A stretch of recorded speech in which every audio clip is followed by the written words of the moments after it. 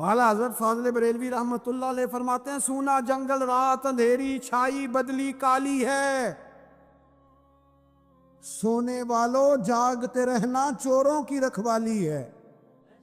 سونے والوں جاگتے رہنا چوروں کی، یہاں تو لوگ ہمارے عقائد کو تباہ کر رہے ہیں، صحابہ اور اہل بیت کے بارے میں، حضور کی نسبتوں کے بارے میں، اور ہمیں فکر نہیں ہے۔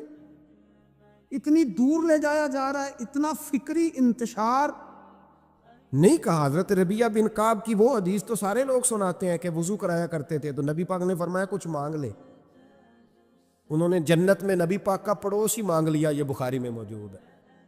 لیکن وہ والی حدیث بھی پڑھو کہ جب نبی پاک نے انہیں کہا کہ ربیہ تو مجھے وضو کراتا رہتا ہے، شادی کیوں نہیں کرتا؟ حضور نے نہیں فرمایا کہ اس کا ذاتی معاملہ ہے، میں شادی کراؤں گا، میں اس کام میں کیوں آؤں گا، شادی کیوں نہیں کرتا؟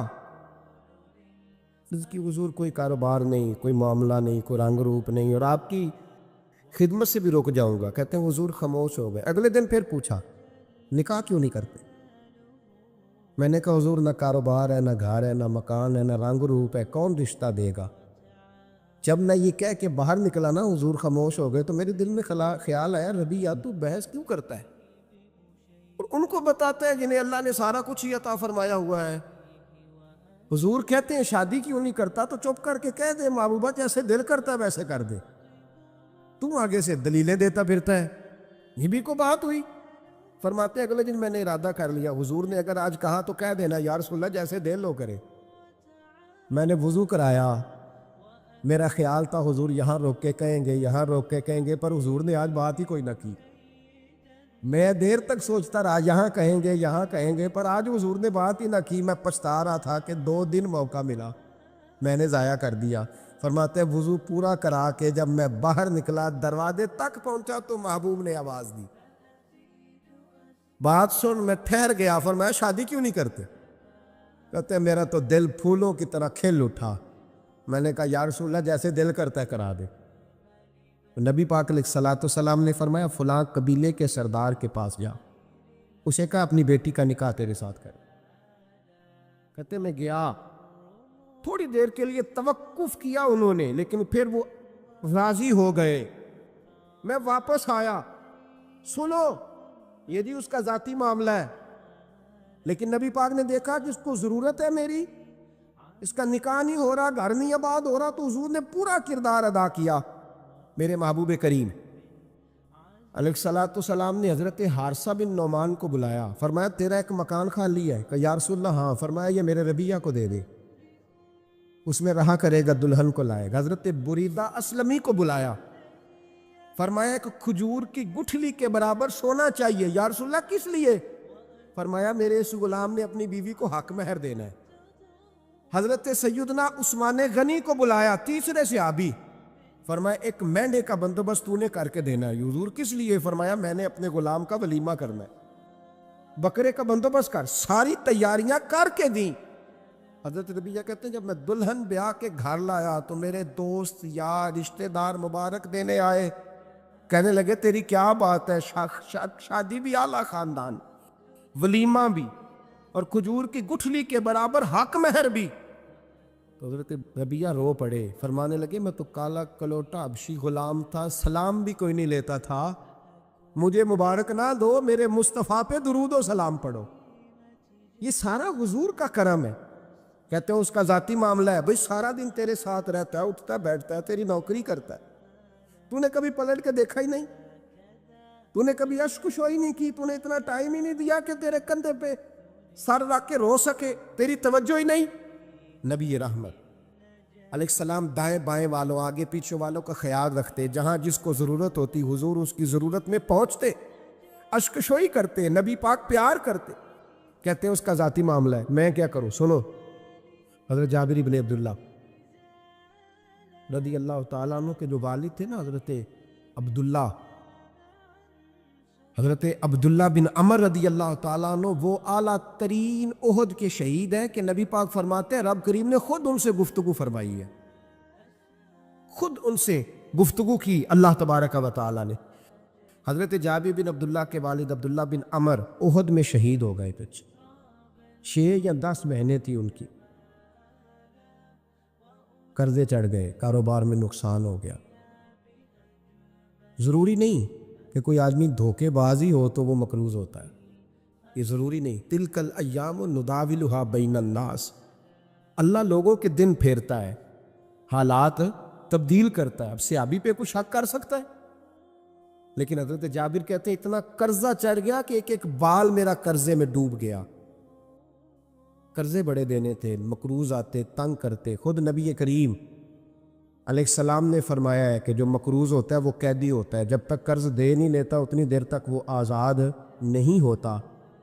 حضرت جابر ابن عبداللہ کہتے ہیں میرے باغ میں کھجوریں پکی تھی، یہ بخاری میں بھی ہے، کنز العمال میں بھی ہے، ابن کثیر میں بھی ہے، امام حلبی نے سیرت حلبیہ میں بھی لکھا ہے، بیسیوں درجنوں کتابوں میں آپ کو روایت ملے۔ فرمانے لگے کھجوریں جب میری پک کے تیار ہو رہی تھی تو مقروض جب پیسے لینے آتے تو میں کہتا قرضے یہ کھجوریں پکتی ہیں تو دیتا ہوں۔ یہ ہم پنجاب کے لوگ کیا کہا کرتے تھے، ہاڑی سونی جی، یہاں چاول کی فصل پہ، یہاں گندم کے، ہم نے تو کپڑے لیے ہوتے تھے ادھار دکانوں سے کہ فصل پکتی ہے تو پھر دے دیتے ہیں، کہ کھجوریں پکتی ہیں تو دیتا ہوں۔ فرماتے پتہ مجھے بھی تھا کھجوریں زیادہ تھوڑی ہیں اور جن کے پیسے دینے ہیں وہ پیسے، فرماتے ہیں کھجوریں پک گئی، اتاری تو یہ تو 11 گنا بھی اور ہو تب بھی قرضہ نہیں اترتا۔ کہتے ہیں میں نے دوستوں سے، یاروں سے، رشتہ داروں سے، وہ جو کہتے ہیں نہیں کوئی حکم ہوا تو بتانا، پھر جس دن بندہ حکم بتاتا ہے اس دن کہتے ہیں آج سویرے ہی بچہ پیسے لے گیا، یہ تو 2 گھنٹے پہلے بتاتا تو تیرا کام، ہنس رہے ہیں آپ بیچ بیچ میں سے، 2 گھنٹے بس لیٹ ہیں آپ، بلکہ کئی تو پونے گھنٹے کا ٹائم دیتے ہیں، کہتے ہیں پونا گھنٹہ پہلے تو آ جاتا تو تیرا کام بس، اور جب بھی آپ فون کرو سے اگلی دفعہ کرے تو پھر شاید آدھے گھنٹے کا ٹائم دے دیں کہ آدھا گھنٹہ ہو گیا تو لیٹ ہو گیا، ورنہ کام بالکل تیار تھا۔ اور ہمارے زمانے میں تو دوستی قائم رکھنی ہے تو صرف اس سے رہ سکتی ہے جسے آپ کام نہ بتائیں، حالانکہ اس دوست کا کیا مطلب، دنیا تے جو کام نہ آیا اوکھے سوکھے ویلے، اس بے فیضے سنگی کولوں بہتر یار اکیلے، کیا مطلب ہے؟ کام بتایا تو رفو چکر ہو گیا، مانا کیا ہوا اس بات؟ میرے رسول کائنات علیہ السلام کے صحابی کہتے ہیں سب سے کہا پر کسی نے نہ سنی، جب میں تھک گیا نا تو میں دروازہ رسول پہ چلا گیا، یا رسول اللہ، یا رسول اللہ، یا رسول اللہ، حضور قرضے زیادہ ہیں، کھجوریں کم ہیں، یہودیوں کے پیسے ہیں وہ مانتے نہیں، نبی پاک نے فرمایا ان سے کہو تھوڑے تھوڑے لے لیں باقی پھر دے، حضور نہیں مانتے۔ حضور کہہ سکتے تھے سلمان جاؤ بات کر کے آؤ، جاؤ بلال، صہیب جاؤ، کون جاتا ہے مقروضوں کی سفارش کرنے؟ کہتا ہے بھائی میں نہیں بیچ میں آؤں گا، اتنے پیسے اوہ ہو، میں اپنے موبائل فون بند کر جاتے، کوئی پوچھے نہ۔ لیکن نبی کریم علیہ السلام نے فرمایا سنو، خود رسول پاک، خود نبی پاک نے، حضور نے فرمایا چل میں تیرے ساتھ چلتا ہوں، چل میں تیرے ساتھ چلتا ہوں، مقروض کے ساتھ، امیر کے ساتھ نہیں، اس کے ساتھ نہیں جس نے پیسے لینے ہیں، بلکہ حضور مقروض کے ساتھ، گرے ہوئے کے ساتھ چلے، چل میں چلتا ہوں۔ یہودی تک گئے، فرمایا کچھ لے لے، یہ بیچارہ دھوکے باز نہیں الجھ گیا ہے، غربت، کچھ لے لے باقی پھر دے دیں گے۔ کہنے لگا سارے ہی لینے ہیں۔ جب اس نے بات نہ مانی تو پھر یہ اللہ کے رسول ہے نا۔ اعلیٰ حضرت فرماتے ہیں میرے کریم سے گر قطرہ کسی نے مانگا، دریا بہا دیے، دوربے بہا دیے۔ یہ دوربے کیا ہوتے ہیں؟ یہ مجھے پوچھا تھوڑے دن پہلے ایک شخص نے، آپ سنتے رہتے ہیں نا شعرات تو ترجمہ پوچھتے ہی نہیں نا، کبھی پوچھ لیا کریں کہ اس کا معنی کیا ہے، کبھی پرچی لکھ لیا کریں تاکہ کوئی جب آپ سے پوچھے تو یہ دوربے کیا ہے، لفظ دوربے ہے ہی نہیں، اصل میں اعلیٰ حضرت کو پڑھتے نہیں نا لوگ، تو انہیں پتہ ہی نہیں وہ بات کتنی اعلیٰ، یہ لفظ دوربے نہیں ہے۔ اعلیٰ حضرت کہتے ہیں میرے قریب سے گر قطرہ کسی نے مانگا، دریا بہا دیے ہیں، دور بے بہا دیے۔ دور علیحدہ ہے اور بے بہا، دور کہتے ہیں ہیرے کو، ایک معنی ہیرا ہے، دور بے بہا، بے بہا کی تو سمجھ آتی ہے نا، دور بے بہا دیے ہیں یعنی ہیرے بے بہا دیے ہیں اسے۔ اب سمجھ آئی یہ بات کی، دریا بہا دیے ہیں، دور بے بہا دیے ہیں، یہ معنی ہے شعر کا۔ تو جب وہ نانا مانا یہودی، تو نبی کریم علیہ الصلوۃ والسلام فرمانے لگے نہیں تو پھر پورے لینے ہیں؟ کہنے لگا جی پورے لینے ہیں۔ حضور فرمانے لگے کل آ جانا، سارے دے دیں گے، پورے پیسے تیرے ملیں گے، تو آ جانا۔ حضرت جابر ابن عبداللہ کو حضور نے فرمایا کھجوریں اتار کے نا تو اپنے باغ میں ڈھیر لگا اور میں آیا۔ حضرت عمر حدیث کے راوی ہے، فرماتے ہیں بس رسول پاک چل پڑے۔ حضور نے کندھے پہ رومال رکھا، حضور چل پڑے۔ کوئی چٹائی نہیں بچھائی، حضرت جابر کہتے ہیں، کوئی صوفہ نہیں رکھا، وہ پھولوں کے ہار نہیں۔ حضور آئے، 2-3 چکر میرے باغ کے لگائے اور کھجوروں کے ڈھیر کے پاس بیٹھ گئے۔ فرمایا بلا جس کے پیسے دینے، بلا، اب تنگی یہ داماں پہ نہ جا، اور بھی کچھ مانگ، بلا۔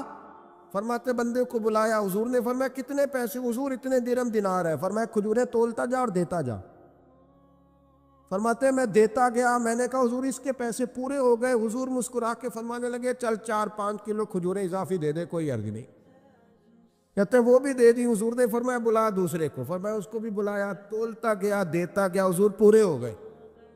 نبی کریم علیہ الصلوۃ والسلام نے فرمایا چل 4-5 کلو کھجوریں زیادہ دے دے۔ کہتے قرضے بھی دے دیے، 5-5 کلو کھجوریں بھی زیادہ دے دی۔ محبوب اٹھے، کچی زمین پہ بیٹھے تھے، حضور نے لباس مبارک کو جھاڑا، رومال کندھے پہ رکھا، فرمایا میں مسجد جا رہا ہوں، وہاں آ کے مجھے خبر دینا، وہاں آ کے مجھے بتلانا کہ جب میں آیا تھا تب کھجوریں زیادہ تھی کہ جب واپس گیا ہوں تب زیادہ ہے۔ وہاں مجھے آ کے اطلاع دینی ہے، بتانا ہے مجھے، وہاں آ کے میں جا رہا ہوں، مجھے بتانا ذرا وہاں آ کے۔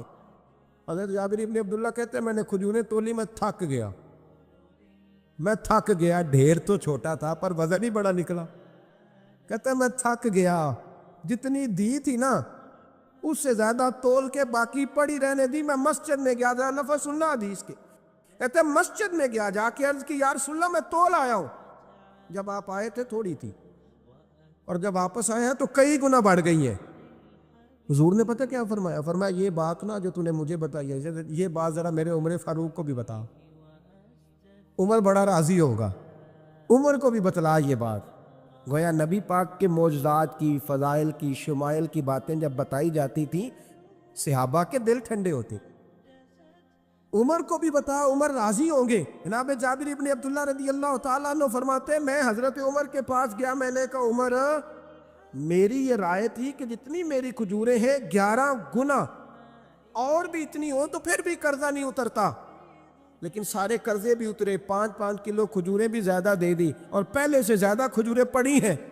تو کہتے ہیں حضرت عمر کی آنکھیں روشن ہو گئی، چہرہ مسکرانے لگا، کہنے لگا تو اب بتا رہا ہے نا، اب واپس آ کے رزلٹ سنا رہا ہے، تو صحابہ سے پوچھ لے جب نبی کریم گئے تھے تو میں نے اسی وقت کہا تھا، حضور کے جاتے ہی میں نے کہا تھا اب دیکھنا رب کریم جابر بن عبداللہ پر ساری ہی رحمت نازل فرما دے، اللہ ہر قسم کا کرم فرمائے گا، خیر ہی خیر ہو جائے گی، دیکھ لے میں نے پہلے بتلا دیا۔ میرے نبی پاک سلام چھوٹی چھوٹی باتوں کا خیال رکھ، چھوٹی چھوٹی چیزوں پر توجہ دیتے، خیال کرتے کس کو کس وقت کس چیز کی کہاں حاجت ہے، اس کی وہ حاجت پوری کی جاتی، اس کا دھیان رکھا جاتا۔ حضرت جابر خود فرماتے، یہ مسلم کے لفظ ہے، فرماتے ایک دفعہ میں حضور کے ساتھ جہاد پہ گیا تھا، میرا اونٹ کمزور تھا، میں پیچھے رہ گیا۔ ہمارے یہاں شرط لگتی ہے نا، اللہ تعالیٰ خیر فرمائے، ایک بھائی گاڑی خریدتا ہے پھر دوسرا چاہے زیور بیچے اس نے بھی خریدنی ہوتی ہے، ورنہ گھر میں گھسنے کی اجازت نہیں ملتی، بہت سارے خرچے۔ یہ جو جوائنٹ فیملی سسٹم ہے نا، اکٹھے جو ہاں بھائی رہتے ہیں 3 4 5 6، اس کے بہت سارے خرچے ضد کی وجہ سے بڑھ جاتے ہیں، اس نے کیا ہے تو لہذا میں نے بھی، ہوتا ہے نا جی ایسے، تو پھر اس ضد میں کوئی پیچھے پلٹ کے نہیں دیکھتا کہ چلو جو پیچھے رہ گیا اس کا بھی ہاتھ پکڑے ساتھ آ جائے، دوڑتے رہتے، اس میں بیچارے کئی تھک جاتے ہیں، کئیوں کے پیر دوڑ دوڑ کے سوج جاتے ہیں، بڑے مسئلے بنتے ہیں، لیکن پیچھے پلٹنے کو کوئی تیار ہے؟ اس دوڑ نے ہمیں تھکا کے رکھ دیا۔ مسلم میں ہے، جناب جابر ابن عبداللہ کہتے ہیں حضور کے ساتھ میں جہاد پہ گیا، واپس آ رہا تھا، میرا اونٹ کمزور تھا، بوڑھا تھا، بیمار تھا، سب لوگ آگے گزر گئے، میں پیچھے رہ گیا، کچھ میں پریشان رہتا تھا غربت سے، تو میں مایوس بھی تھا، ذرا پیچھے رہ گیا، پریشان تھا۔ فرماتے ہیں نبی پاک نے نا 2-3 دفعہ پلٹ پلٹ کے دیکھا، ادھر دیکھو، میں نے اپنی زندگی میں بڑے لوگ دیکھے ہیں، وہ امیروں میں چلے گئے، پیچھے پلٹ کے انہوں نے غریبوں کو کبھی نہیں دیکھا کہ وہ ایک دوست ہوتا تھا ہمارا جو ماڑا ہے، غریب ہے، پلٹ کے نہیں دیکھا۔ کہتے ہیں نبی کریم علیہ الصلاۃ والسلام نا آگے گئے، سب سے آگے۔ حضور نے 2 4 5 دفعہ نا پیچھے پلٹ کے دیکھا۔ جابر ابن عبداللہ کہتے ہیں جب میں نظر نہ آیا تو میرے محبوب کا انداز کریمانہ دیکھیں، حضور اعلانیہ فرمانے لگے، بھئی مجھے جابر نہیں نظر آ رہا۔ بے خبر ہو جو غلاموں سے، واقعہ کیا ہے؟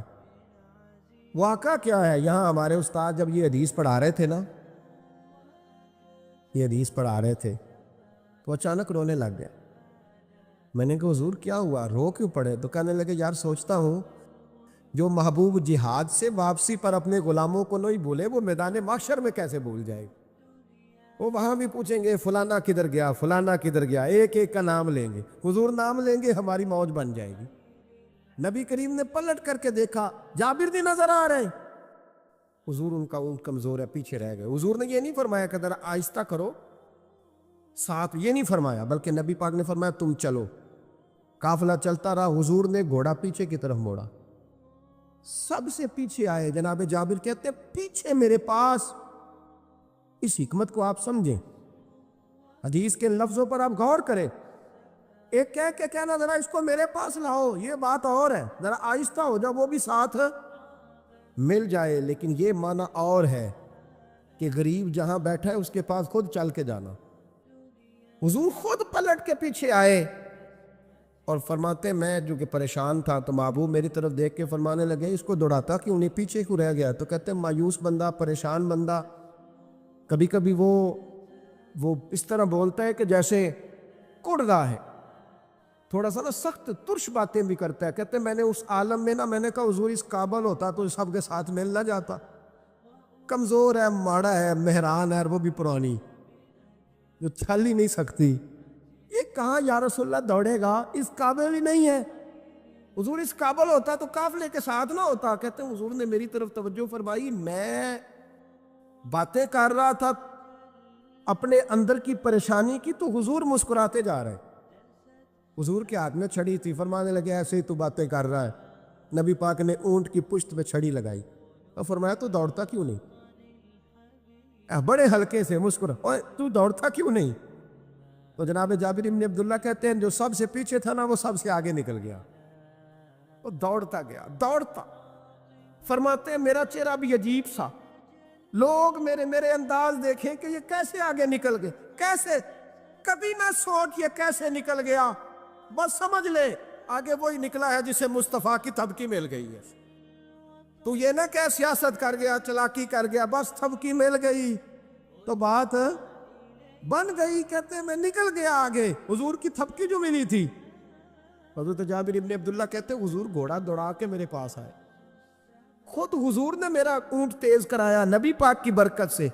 تو قریب آ کے فرمانے لگے ٹھہر جا یار، ہم بھی تیرے قافلے میں، ہمیں بھی ساتھ لے لے۔ فرماتے اب تو میں رو ہی پڑا کہ خود بھیک دے، خود ہی کہے منگتے کا بھلا ہو، ٹھہر جا یار ہمیں بھی ساتھ لے لے۔ جناب جابر ابن عبداللہ رضی اللہ تعالیٰ عنہ فرماتے کہ جگہ پڑاؤ کیا، رکے، ٹھہرے کھانے پینے کو، نماز پڑھنے۔ نبی کریم نے مجھے بلایا، میں حاضر ہوا تو کہا یا رسول اللہ حضور حکم؟ تو محبوب فرمانے لگے جابر یار تیرا اونٹ میں نے نرالا ہی دیکھا، بوڑھا ہو کے سب سے آگے نکل جاتا ہے، بیمار ہو کے، کمزور ہو کے۔ کہتے ہیں میں چہرہ دیکھتا جا رہا ہوں کہ حضور سارا ہی پتہ ہے آپ کو، میں کیا عرض کروں؟ تو محبوب فرمانے لگے پسند آ گیا، بیچ نہیں دیتے میرے ہاتھ؟ کہا یا رسول اللہ آپ رکھ لیں۔ حضور آپ کا یہ؟ فرمایا نہیں میں پیسے دوں گا۔ کتنے کا ہے؟ کہا یا رسول اللہ آپ رکھ لیں۔ فرمایا پیسے دوں گا۔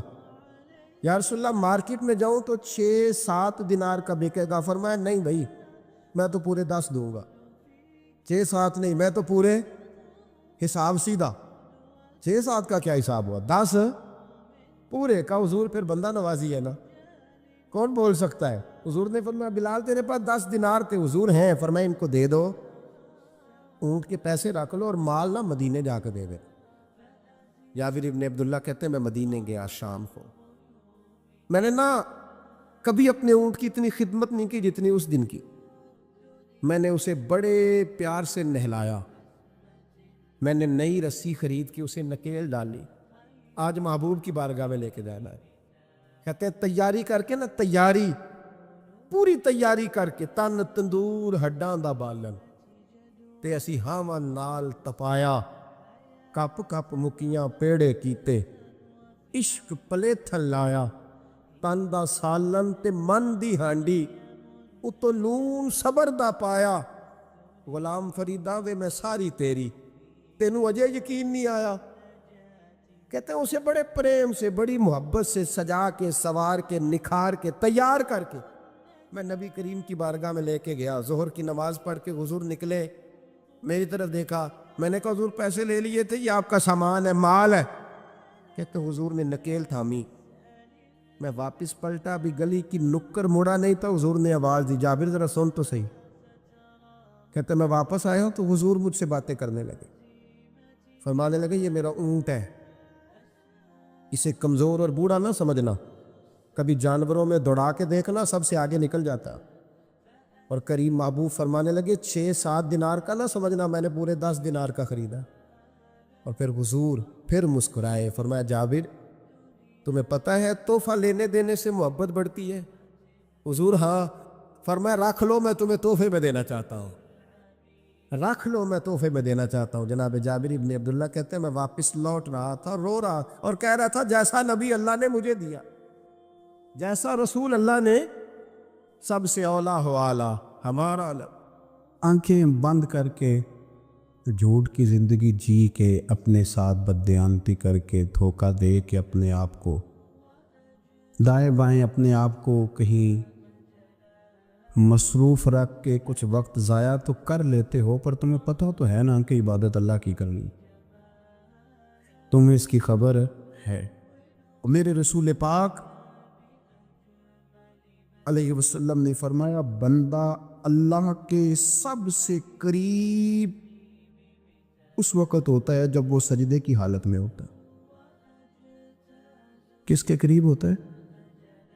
اللہ کے سب سے قریب ہوتا ہے، وہ بڑا نیڑے ہے رب کے، بڑا قریب ہے، اس لیے کہ وہ حالت سجدہ میں، وہ جب سجدے کرتا ہے نا، اس کی بارگاہ میں جب جھک جاتا ہے۔ آپ ذرا سجدے کی کیفیت دیکھیں نا، زبان بھی یہاں ہے، آنکھ بھی یہاں ہے، کان بھی، عقل بھی ساری، اس نے سارا کچھ رکھ دیا سجدے۔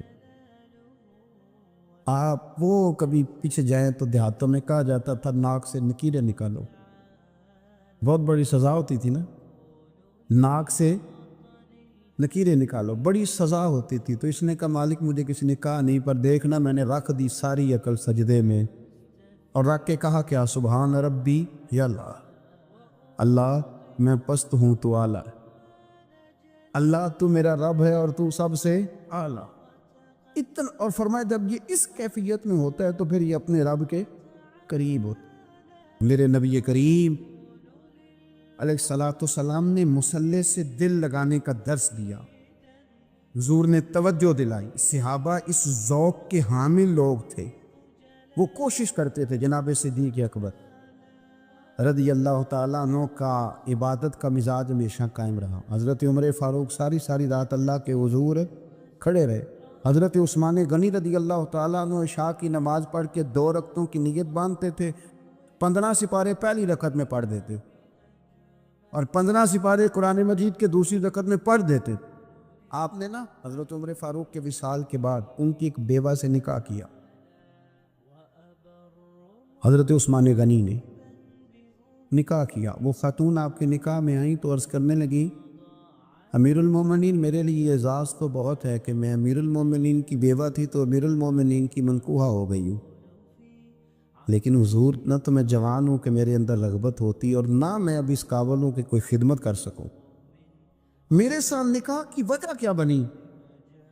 تو عثمان غنی رو پڑے، فرمانے لگے میں نے عمر فاروق کو مسجد میں اپنے رب سے ڈرتے ہوئے دیکھا، میں نے اسے روتے ہوئے دیکھا، عدل کرتے دیکھا، انصاف کرتے دیکھا، امت کی خیر خواہی کرتے دیکھا۔ تمہارے ساتھ نکاح اس لیے کیا ہے کہ تم مجھے یہ بتاؤ کہ عمر فاروق گھر کے اندر اپنے رب کو کیسے راضی کرتے، گھر کے اندر کیسے راضی کرتے تھے، وہ طریقے بتلاؤ، تم بتاتی جانا اور میں بھی اسی طرح گھر میں عبادت کروں۔ جس گھر میں اللہ کا ذکر ہوتا ہے وہ گھر زندوں کا ہے، اور جس گھر میں رب کریم کا ذکر نہیں ہوتا وہ گھر زندوں کا نہیں ہے۔ گھر نا ہم نا کتابوں میں پڑھتے ہیں کہ بزرگ کہتے ہیں، حضرت فضیل بن عیاض کہتے ہیں کہ میں ایک گلی سے گزر رہا تھا تو گھر کے اندر کسی قاری صاحب نے قرآن کی آیت پڑھ دی، وَلِمَنْ خَافَ مَقَامَ رَبِّهِ جَنَّتَانِ۔ میں تو میرے کانوں سے ٹکرائی تو اللہ نے میری کایا ہی پلٹ دی، میں توبہ کر گیا۔ اب گھر کے اندر سے آواز آئے تو صحیح نہ تلاوت کی، پر اندر سے آواز آتی نہیں ہے، ڈیک بجنے کی آواز آتی ہے، یا ٹی وی چلنے کی آواز آتی ہے، یا دھوم مچانے کی آواز آتی ہے۔ عبادت کا وہ جو خاص شوق تھا، وہ جو حسن تھا، وہ جو توانائی، وہ جو بات۔ ایک جگہ پہ ہم بیٹھے تھے تو وہاں ایک صاحب آئے اور انہوں نے آتے ہی کہا کہ مہربانی کریں ذرا مجھے مصلی دے دیں، میرے نہ کچھ نفل رہ گئے۔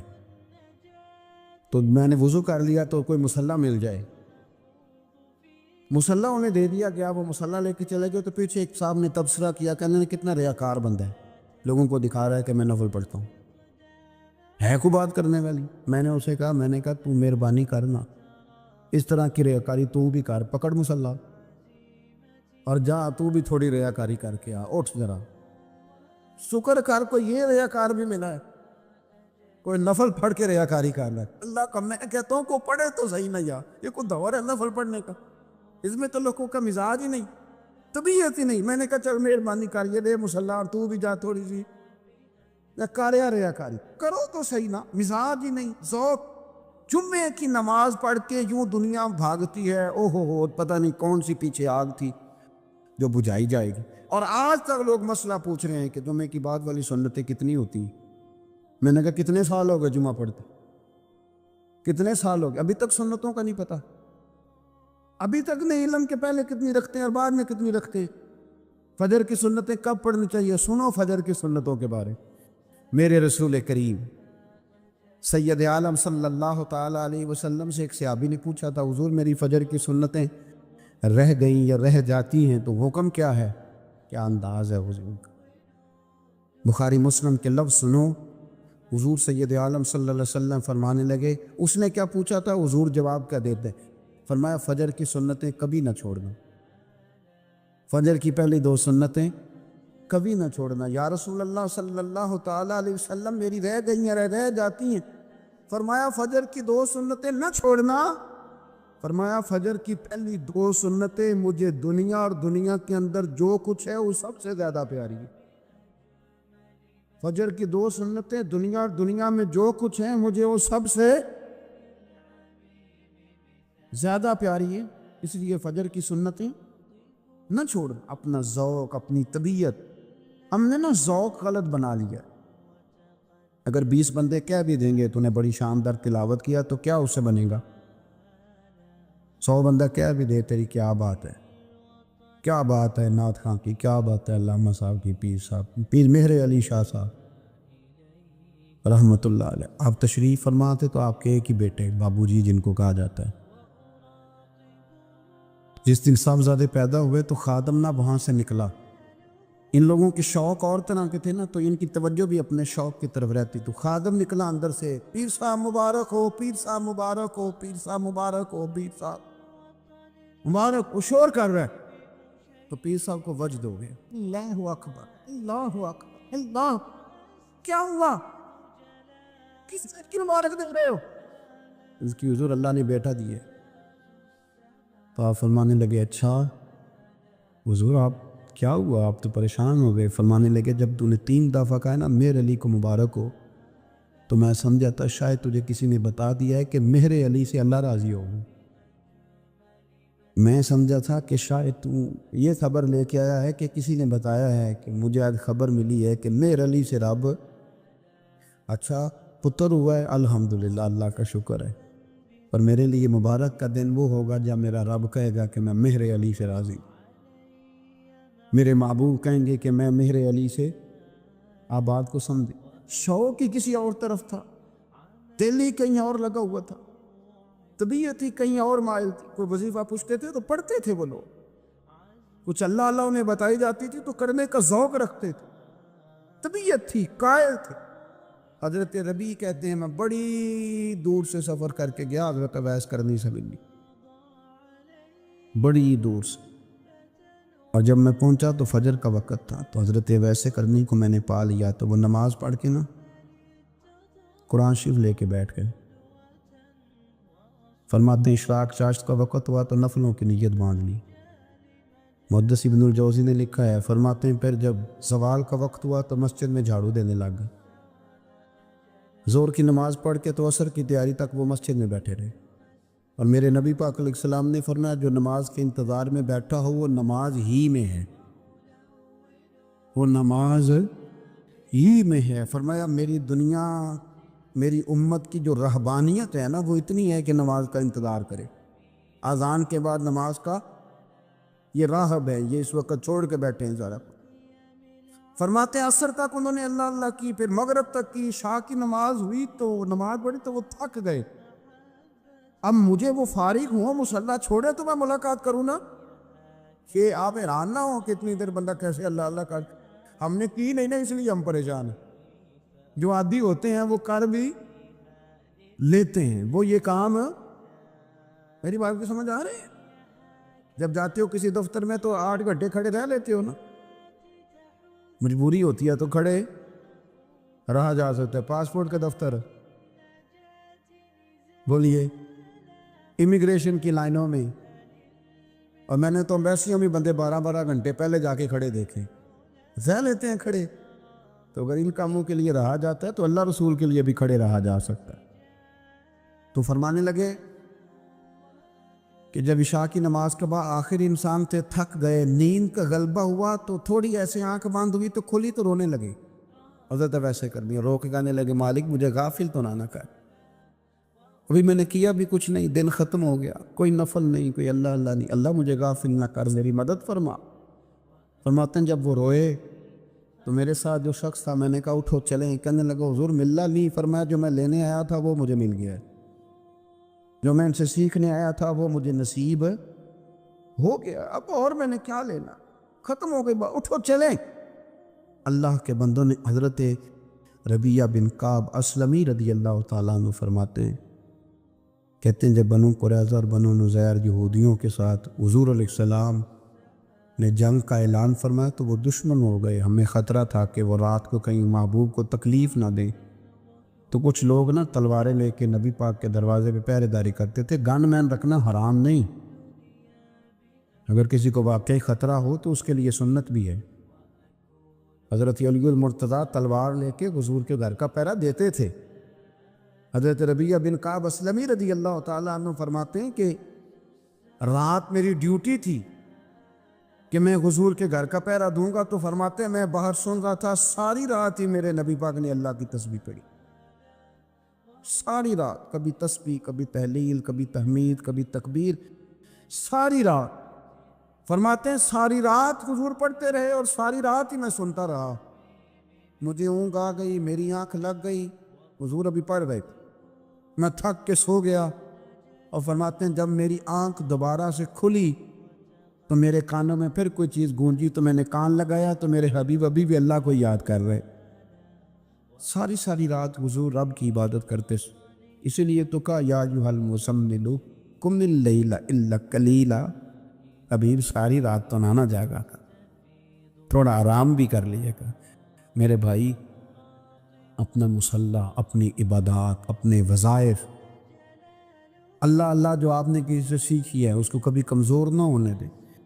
شجرہ شریف جو کسی بزرگ سے آپ لے لیتے ہیں تو کیا رسم ہے کوئی؟